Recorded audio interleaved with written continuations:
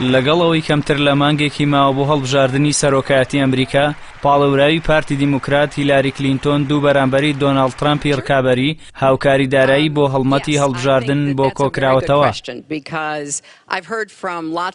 ئاژانسەکانی هەوڵ لە ئەمریکا لە ڕێگەی کۆمسیۆنی هەڵبژاردننی فیدراڵی ئەمریکاوە چەند ئامارێکی فەرمیان بڵاو کردوتەوە و ڕایانگەیاند هیلاری کلینتۆن پاڵەوراوی پارتی دیموکرات و وەزیری پێشووی دەرەوەی ئەمریکا بڕی 518 ملیۆن و 800 هزار دۆلار هاوکاری بۆ هەڵمەتی هەڵبژاردنەکان بۆ کۆکراوەتەوە و ئەوەش پارێکی زۆر زیاترە لە چاوە و هاوکاریانەی بۆ ترامپ کۆکراوەتەوە.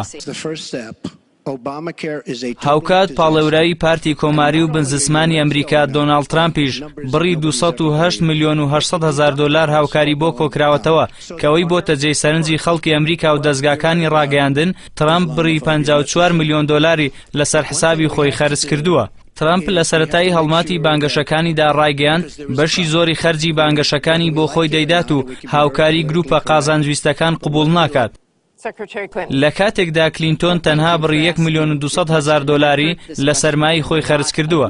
بەم جۆرە و بڕەپارەی ترامپ لە سەرمای خۆی خەرجی کردووە 45 بەرامبەریە و بڕەپارەیە کە کلینتۆن لەسەر حسابی خۆی بۆ هەڵبژاردن خەرجی کردووە.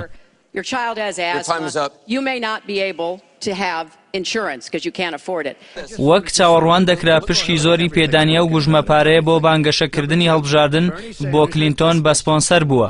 هەروەها ژنانی ئەمریکا وەک تاک بە گوژمەی زیاتر لە 100 ملیۆن دۆلار هاوکاری کلینتۆنیان کردووە. بەم جۆرە هاوکاریەکانی هەڵمەتی بانگەشەی هەڵبژاردن بۆ خانمی یەکەمی پێشووتری ئەمریکا هیلاری کلینتۆن بە ڕێژەی لە 53.8 لەلایەن ژنانەوە دابین کراوە. هاوکات دۆناڵد ترامپ ئەگەر بە ڕێژەی کەمیش بێت لەلایەن کەرتی زەویزار و بنزسمانەکانەوە هاوکاری کراوە، بەڵام سەرجەم هاوکاریەکان لەلایەن پیاوانەوە بووە. جێگەی ئاماژە بۆکردنە لە هەڵبژاردننی پێشووی سەرۆکایەتی ئەمریکا کە لە ساڵی 2012 ئەنجامدرا نزیکەی 1 ملیار و 72 ملیۆن و 600 هزار دۆلار هاوکاری بۆ باراک ئۆباما پاڵێوراوی دیموکراتەکان کۆکرایەوە.